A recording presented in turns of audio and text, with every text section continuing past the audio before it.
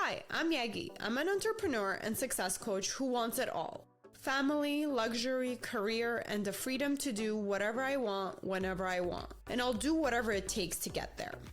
I created the Yegi Project to document my journey and inspire others to do the same. My mission is to change the world by influencing and leading others to do what they love and live fulfilled lives.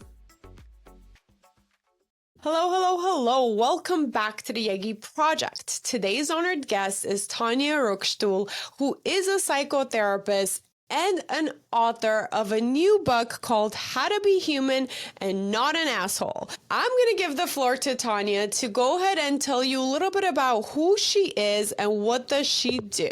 Thank you so much, Yegi. It's such an honor to be on your podcast and to meet your listeners virtually. My story is this. I'm a psychotherapist. I've been in practice for almost 30 years. So a good long time, as my children would say, a fat minute. And one of the things that I noticed even pre-COVID, but particularly in COVID and post-COVID, is that people were developing more and more difficulty creating community. And we have now identified that isolation is actually an epidemic in our country. And what that means is a higher number than ever before of people reporting no close friends and no community that they can go to. And this I've been noticing that, honestly, and it is very sad to see. It's terrible because this has numerous effects that each amplify each other. So one thing that happens is I have a problem, and if I have a community, two things happen. One is I have people who I can go to who may have gone through the thing themselves and have practical ideas or advice about how I might manage my problem. And the other thing is, even if I don't have that within my community, I'm not alone with my problem because I have people who I'm connected to, who care about me, who witness me as I struggle with my problem. But if I don't have that community, what happens is I have my problem, I'm in isolation with my problem, and then oftentimes I move into feeling ashamed in addition to having the problem. So instead of being more resourced as a result of having community, I'm then more burdened as a result of not having community. So I wrote this book to help people develop a more, a richer, deeper imagination for how to connect with people and to be less afraid and more vulnerable and more transparent because of my observation that the outcomes for people who have exactly the same mental health issue, depression, anxiety, exactly the same life stressors, divorce, illness, loss of a beloved pet, exactly the same condition, the outcomes are so very different in terms of quality of life, having a community versus not having. I see. So you found kind of the common denominator of what can help everybody in the category of all these different types of mental health or anxiety, like you said, the issues that we're having in today's world. Now, did you have any personal experience with it besides your clients? You said your kids were also home. Was any of it personal to you, why you decided to pick this topic for your book? Absolutely. Well, I guess the first thing I would say is as a child, my family moved around a lot and I was very socially awkward. And I always had like a friend, but in the larger social context at school, I think I was kind of like a pretty not socially skillful human being. And so I had this experience of kind of being a late bloomer because now I'm an insane extrovert. And my friends and family tease me about how many social engagements I engage in. And then there's also the piece of my children. So my children are now adult children. They're 23-year-old twins. And during COVID, they were in their high school senior year. And what I noticed for them is the depression of the loss of the capacity to be with their friends. Teenagers are allergic to their parents and particularly to their mothers, right? And they're supposed to be, right? They're supposed to go off and kind of figure out who they are away from the people who are wanting to like control them and make them make good decisions and think about the future, right? They're supposed to be farting around and doing naughty things with friends. And that is absolutely the job of teenagers. So you take that away from them and then they're fighting you, but they don't have anywhere else to go. And that's very depressing for them. And I noticed in my work with my clients and with my clients who have children, both within their own lives and also within their parenting lives, a similar feeling of discouragement around the social isolation. And if you think about the fact that we evolved from ancestors who operated in tribes where we were in community and sort of connected and moving through our lives with other people, it's a very unnatural thing for human beings to have to cut off from other people. And so I have no judgment about the fact of the quarantine. I really believe like the government didn't know what it was dealing with. And so you default to safety first.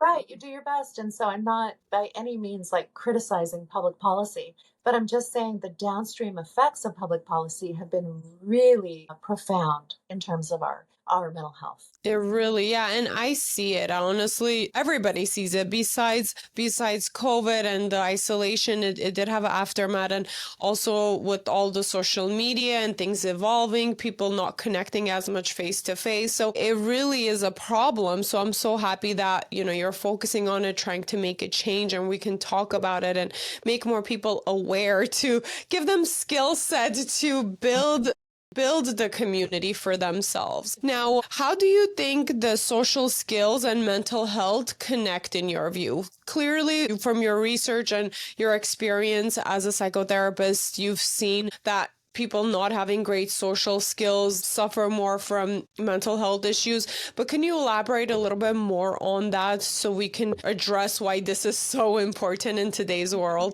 Yeah, well, I would say that there's an ironic principle at play, which is the more social skills you have, the more effortlessly you make friends, the more appealing you are to a larger number of people, the easier it is for you to have community upon community. The less social skills you have, the more likely you are to be judgmental of other people, to be critical both internally and externally, to feel like the people who are available to you like aren't good enough for you, to be exceedingly picky, and to be removed, which makes it ever less likely that you will make friends. So the connection between mental health and social skills is kind of the same connection as people who are successful at work. If you're good at what you do and you're known to be good at what you do, more and more opportunities come your way. People think about you. They go, oh, Yegi, she has that podcast and she's all about personal growth, and we should reach out and have her collaborate with us for our project because it's about personal growth, right? So what happens is the more prominent you are in your field, the more effortless it is to become even more successful. And the inverse is also true. And you see this in finances. The richer you are, the more your money makes money. You see this in professional life. You see this in social skills. It's this ironic and sad thing, which is it is easier to become more and more successful still if you operate from a base of a high level of skill or a high level of renown or a high level of resource. And it is harder and harder if you're operating from less. And so part of my intent with this is to help people like develop a mental framework where they can become better at connecting, because I see so many opportunities that are lost for people who have low social skill that are not lost for people who have higher social skill. Wow, that's very well put. Now, as far as social skills, do you think it is something some people are born with? They're better at it, they're worse at it? Do we adapt it from our parents, our environment? How do we even assess where we stand with our social skills? Because no one tests us for that, right? I don't remember being in school and anybody testing me where my social skills stand and maybe make me aware of getting better at it and somehow, or there was no class. I don't remember ever taking a class in the high school or in college or even a training within my professional world. Nobody teaches you these skills as a foundation. So how do we assess our social skills, and where do we get or not get enough social skills to be successful in life? I love that question. So first, I would say yes to everything you started your question with. Our baseline social skills are partially role modeled to us. Our parents are socially successful and socially gracious. We get that as a download. We get it accidentally taught to us just by growing up in an environment where we see people interacting with each other successfully, which, by the way, includes conflict. One of the challenges that people who have lower social skills have is they don't know how to work through conflict. So there's a fight and boom, boom, boom, they're out of there. And you can only fire so many friends before people don't really want to deal with you, right? Because social skills connection includes the feeling of discomfort. So first, yes, we get it from our family of origin. Second, yes, we get it from our interaction with other people. So if you have friends, you get to, as a child, you get to work out and figure out like, how do you take turns? How do you propose? How do you go along? How do you protest? All of these things are practice steps. And to bring in what you were talking about with social media, one of the real challenges with social media on social skills is that social media is the depiction of the highlight reel of our lives. So we're not putting on our Facebook or on our Instagram, I walked into the kitchen and I, washed dishes. And then I watched a TV show and then I went to bed, right? We're putting on Instagram like I went to Bali and look at us at the beach and this is at the temple. And, the challenge with social media is that we human beings are very peer referencing and we figure out how we are doing based on looking around. And so if we look around on social media, we're seeing a false reality. We're experiencing a false narrative, which causes us to feel less than. And when we feel less than, we don't bring our most generous, most imaginative, most connection worthy selves forward. We have more and more inhibition. We feel more and more insecure. And then we come forward judgmental. Then we come forward defensive. Then we come forward looking for ways to take other people down instead of join them in coming up together. Yeah, I definitely can see that happening. And I think it's a good reminder for everybody, adults and young adults, even some children are now on social media to basically look at with the filter, like look at with the grain of salt. Don't think that everything you see is real, especially in today's world with AI. I don't even know what is real anymore. So I don't even know if I'm talking and it's really me or somebody just took my voice and face and created something, right? So I think that's a good reminder to everybody also just focus on themselves and not worry about what's going on in the outside world. But as far as social skills itself, like as far as, reaching out to a friend, if I have a problem, trying to have a conversation instead of maybe just blocking their account online, what is the missing link for our listeners that they can try to pinpoint and work on to be able to build their social skills to where they need to be in order to be successful?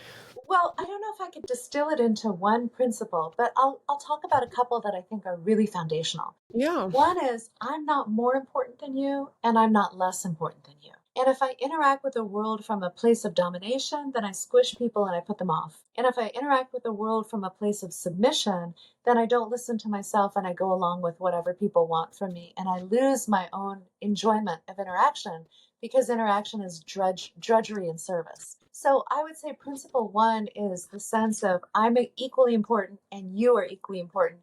And if we have a differing agenda, it's both of our jobs to figure out how do we find a fair path that feels reasonable to each of us. So principle number one is a feeling of being as important and others being as important. And principle number two, I would say, is again, to go back to what I said earlier, expect conflict. Expect that the people who aren't important to you, you will never have a fight with. You're never going to have a fight with the barista unless you're a total jerk.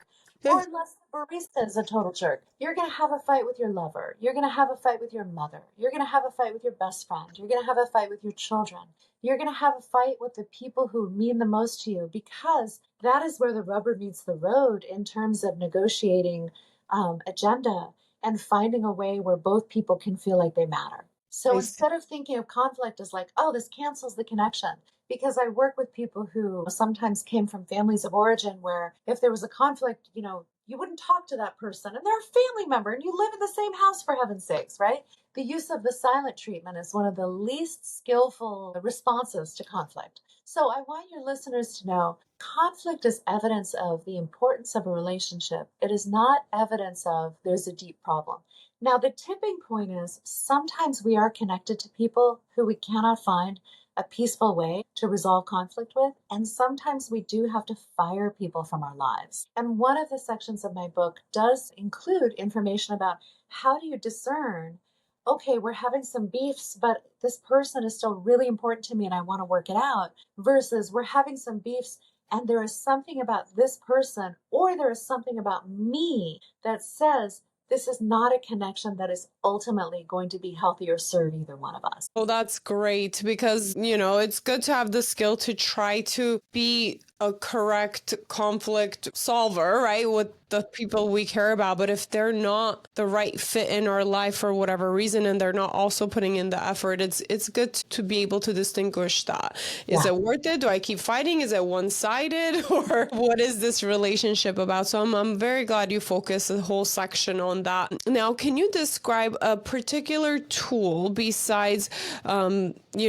pinpointing where you stand, let's say, in that relationship, that the readers can use right away for conflict resolution? One or two top things that you can talk about. Yeah, so one of the things I would say is empathy building. There's two steps to this. One is we have to remember that we all have a public relations agency in our brain that will see anything from our perspective and make us feel innocent and make the other person the bad guy.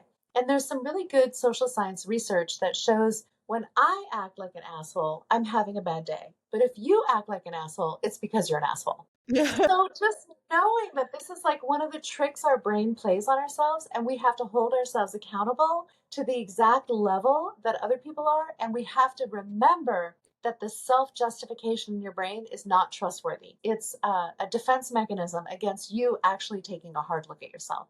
So I would say step one is that. And then step two, in terms of empathy building, is tell yourself the story from the other person's perspective. So imagine whatever it is that you are dealing with that is upsetting, tell yourself the entire story from the other person's perspective, because your perspective is immediately available to you.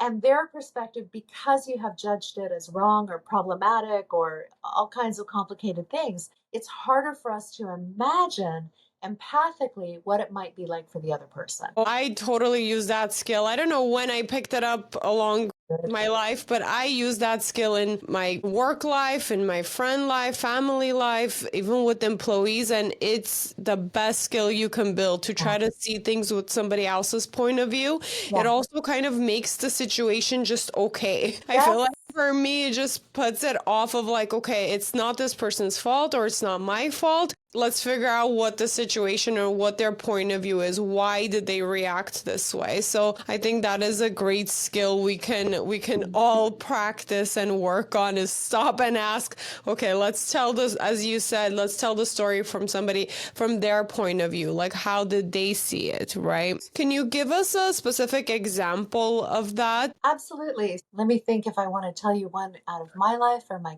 kids' lives or who I shall talk about right now.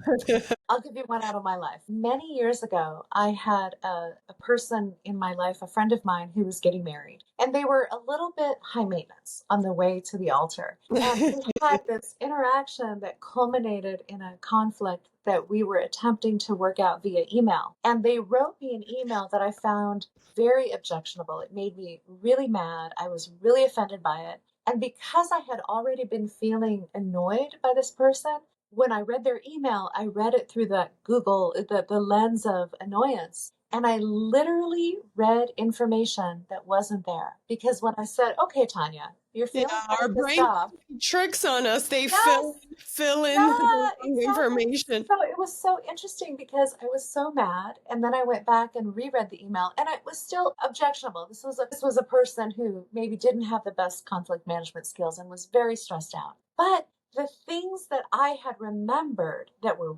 really outrageous literally weren't there.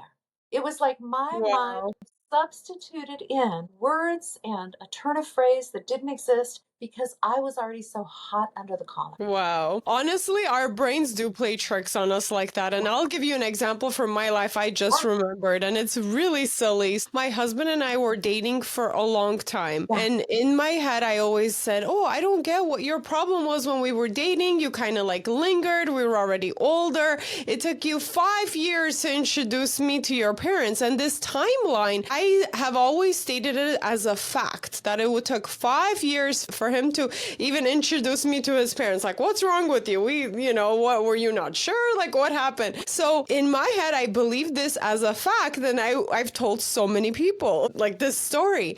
And then recently, one day, I looked back on the time. I'm like, hold on, but we met this year and we're married this year. There's no way that was actually 5 years. But for so long, I've believed that fact. That was not true at all. And it's my life, my story. No one else forged it, but I believed it so much that he believed it as well. We can fool ourselves by something in our lives or in other forms of people communicating with us that's what we hear or that's what we read or that's how it was, but that's really not how it was if we go back and watch a recording of it.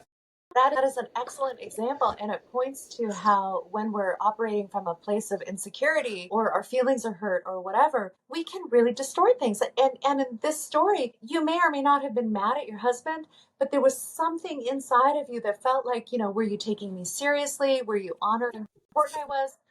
There was a vulnerability, there was an insecurity and a like a fear there. And that is absolutely when our fear drives the bus, we go right into crazy town. And that's all of us.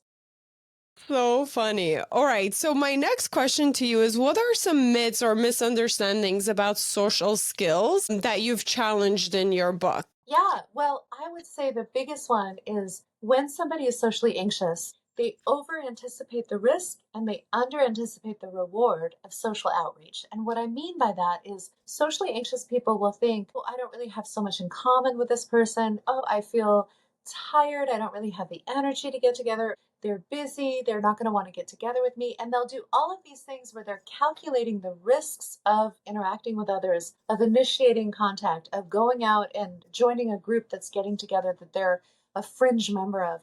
And they amplify the feeling of risk. And then they also concurrently shrink down the feeling of reward. And what socially competent people know is actually the reward of socializing is almost always much greater than the risk. Once in a while, you might have a dud on your hands. Once in a while, you might go out with somebody who you actually really enjoy and have a boring time. But truly, most of the time, when you get together with another person, whether they are an acquaintance or a friend or a best friend or a lover or a family member, you're going to have a good time because everybody is there to try to have a good time. So everybody is trying to have conversations, to share anecdotes, to tell jokes, to do things that they find entertaining, to offer you these little morsels of fun because you're doing the same for them, which means that one of the fallacies of social insecurity is your calculation is wrong.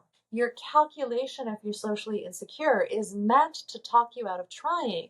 And you have to remember, oh, if my calculation is wrong, if my risk reward anticipation is wrong, I have to flip it and I have to tell myself, nope, I have more in common with them than I think I do. And it's my job to find that thing in common or those things in common. Nope, I'm actually going to have more energy after I go out than if I stay home and do absolutely nothing. So almost to dumb it down is force yourself to socialize. It'll be better than you think. Yes, I think that's perfect. Get Yeah, up. that should be the bumper You sticker. go out. Yes, suck it up and go out. And there's also like the balance point of that too, because I want to say that there can be a compulsivity around socializing, and I certainly have been guilty of that. And boy, now I see one of my 23-year-old sons, he is socializing all the time, and I'm like, don't you ever want to take a night off? Don't you ever want to stay home? So I would say there'd be two bumper stickers. One is suck it up and go out, and the other is occasionally it's okay to stay home. Yes, nothing extreme is ever good. Everything within limitation. That is exactly it. Yeah.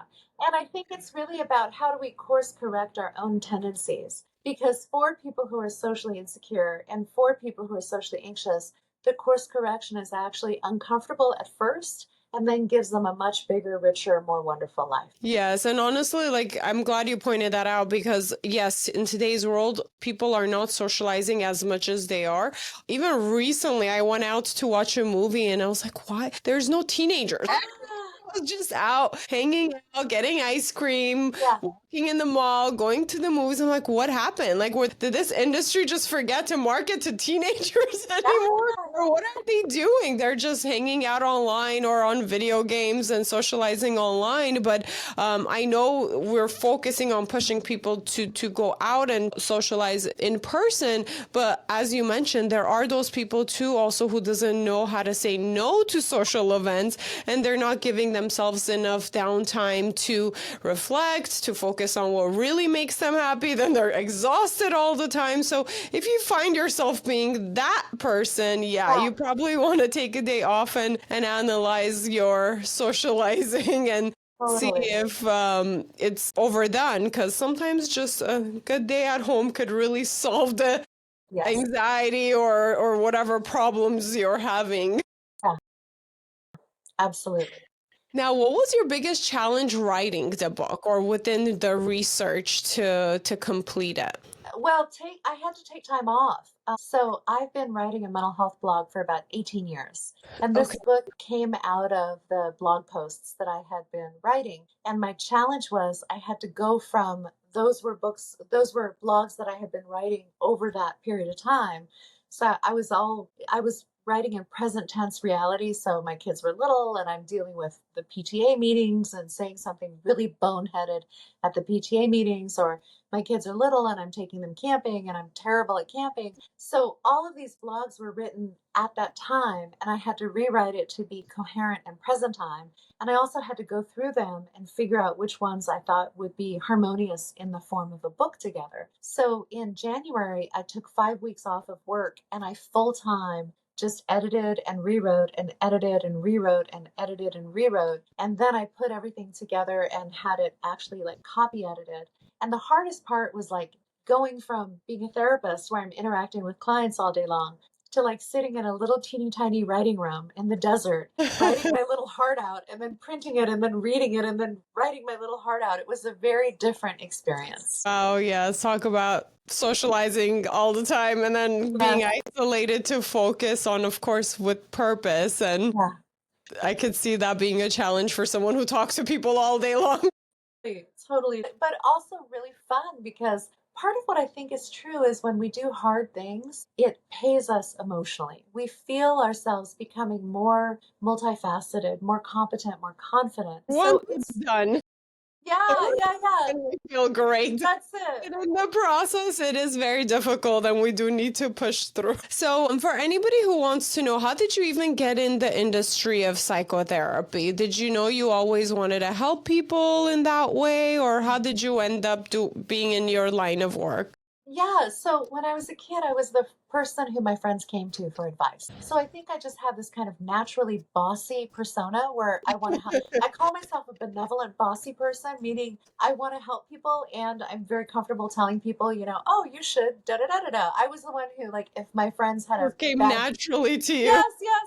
If my friends had a bad boyfriend, they would come to me and I'd be like, he sucks, break up with him. Okay, I we wouldn't. all need a friend like Right. that. It is like this sort of comfort trying to be a voice of reason and thoughtful about people. But also it's not my whole identity.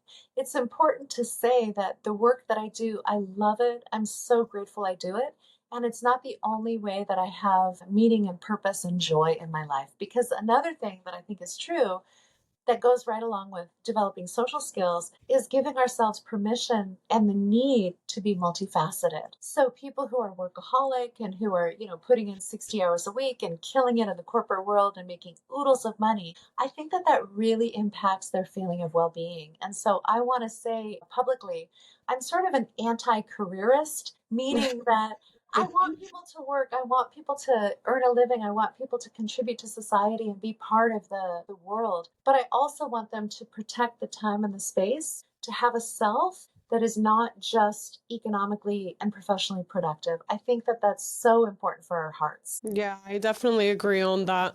Now, what is one thing people don't know about you? One thing people don't know about me that they wouldn't learn from my book is I am an insane gardener. I have this Okay. garden that is like the most beautiful thing in the world. I've lived in my house for 24 years, 25 years. And so I have this backyard that is like Eden.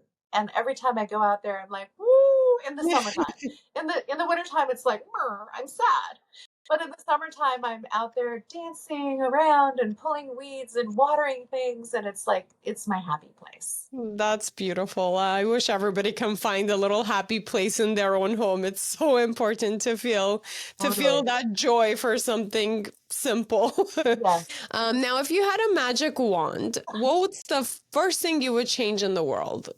And you don't have to overthink it. It could be selfish and personal to you. I think if I had a magic wand, the thing I would change is the generalized feeling of danger. that people are going through, and all of the ways that not feeling safe brings out the worst of us instead of the best of us. And this is actually selfish because the world is a better place when most of us feel safe, and the world is a worse place when most of us do not feel safe. Awesome, awesome. Now, as far as your average life, so if somebody, average day, I'm sorry, if somebody was to follow you around, what does a typical day in your life look like these days? Sure. So I work 5 days a week, like most people do. I start in the morning I have a little writing studio in my backyard, and every morning I start with coffee and journaling. And so I like to think of my early mornings as like my hatching time. I take about an hour and a half before I go to work to just be in solitude. I start at work at 9 in the morning. I work till 5 p.m. Take a 2 hour lunch break where I get my exercise and usually do a couple of chores at home. I'm only a mile and a half away from my house. And then oftentimes in the evening, I'll either have time home with my husband and my dogs, who are the center of my life also, or I'll spend time with friends or I'll take a class. My husband is one of those people, like many men, who at the end of his workday, he just wants to have nothing he needs to do.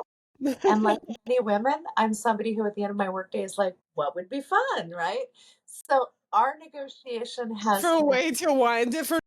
exactly, exactly. So our negotiation, which has taken us many years to arrive at, is ask him to go with me twice a week. So twice a week we'll have getting together with friends, or we'll go out dancing, or we'll do a thing. And then usually about 3 times a week, I'll do a thing on my own.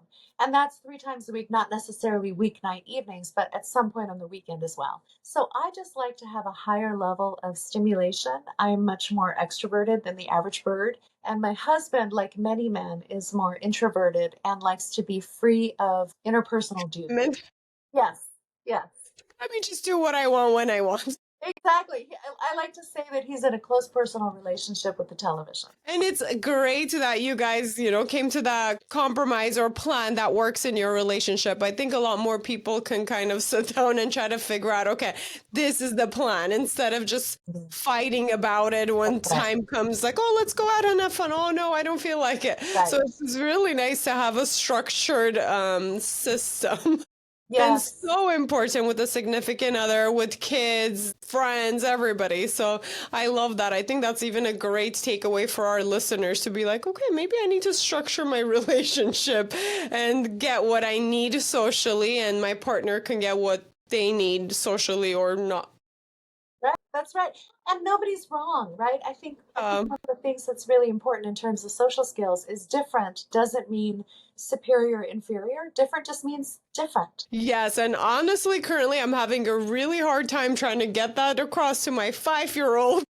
Oh my goodness. A Yes, that 5-year-old is and a 3-year-old, and he's the first one. Obviously, he's a boy. I try to create him as a leader with all the skill sets I have, and this guy just wants to be number one. He wants to be first. He wants to be the best, and I'm like, what have I created? How do I teach you that different is okay? Like, it doesn't have to be exactly the same as your sister. Different is okay. She gets what she needs. You get what you need. But yeah, I think we forget that because just I think within our generations, we've always been taught to try to be the best, get right. great test scores, and that's what's been the focus, just Yeah. socially. So Yes. even I am like, oh my God, I subconsciously taught this to my toddler because where else did he pick it up from, right? I want to take that worry right off your shoulders. Yeah.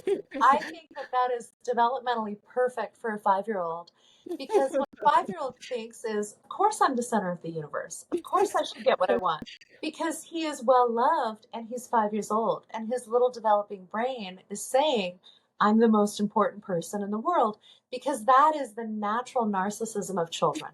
Children are supposed to be selfish. They are supposed to think that they're in the center of the world, and we're supposed to lovingly help them eventually, not right now, but eventually outgrow that. And I think having those conversations with him and saying, you get what you want, and your sister gets what she needs. And these aren't the same things, because she's 3 and you're 5. Once upon a time, you needed this, and now you don't anymore. And she doesn't get to do this cool thing that you get to do, but someday she will. I think that that's a really good parenting strategy. And I would ask you to not pressure yourself to have a 5-year-old's selfishness somehow evaporate, because that's exactly how they're supposed to be. Okay, perfect. I'll take it. Good. I'm not going to worry about it. It'll change eventually. It will change. I Just promise. keep having those conversations. That's right. Awesome. Now, before we close, if you can go back and do it all over again, if it's your journey of writing the book or your career or setting up your life in any way, or even raising your kids, wherever you want to focus on, if you could go back and do it all over again based on everything you've learned and experienced and the wisdom of just going through life, what advice would you give to our listeners that's related to social skills and mental health? Yeah. Oh, I love that question, Yegi. So I would say I have one significant regret in my entire life, which is a hell of a good life to have, right? And my significant regret is that when my children were little, I was always in a hurry. When my children were little, I was always stressed out and I was moving from task to task to task. And I didn't take enough time to just sit down on the floor and play and be with them in the imaginative free time. The time that I spent with my children was getting them ready for bed. And, I would be reading them stories and I would be sort of always with an agenda of the next thing we needed to do. And there were two significant things that I wish I had done differently. One is I wish I had slowed down and taken more time to be non-productive with them. And two is I wish I had been less pitting them against each other to get things done, like who can get their shoes on first? Who can get their jacket on first? Because part of We're all guilty of that sometimes. Yes, totally. And I think part of what I created because I had twins is they became more competitive with each other than was actually good for them. And so they went through a period of time in their life where they had a lot of interpersonal conflict. And I don't believe that that was all my fault. But I believe that had I been more thoughtful when I was, stressed out and feeling the poverty of time and the poverty of money, if I could have slowed down more, I think that I would have been more, I think I would have enjoyed them more, and I think they would have enjoyed life more. So that is my one regret. Oh, I love that. Well, I will take that into consideration next time I tell my children to hurry up and get dressed. Let's see who can do it faster. Yes. I am guilty of that. All right. Where can people find you and your book for them to pick it up and get the full experience with how to be a human and not an asshole? Yeah, thank you. So there's two places you can go. You can go on Amazon where you can get it as a print book or you can get it as a Kindle. And you can also go to Barnes and Noble where you can get it as a print book. I think that you might be able to get it as a Nook also, but I know you can get it as a print book. And my website is therapistseattle.net and my blog is seattletherapist.wordpress.com. And we'll link all of that below and spread the word. Thank you so much, Tanya.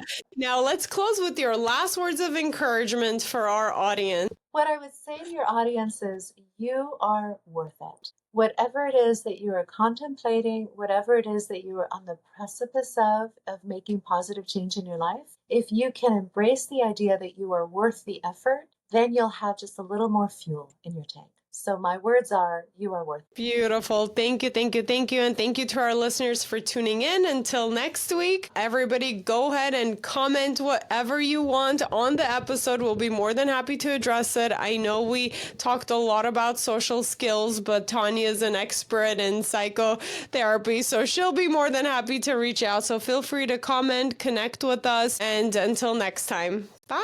Thank you. Bye, everybody.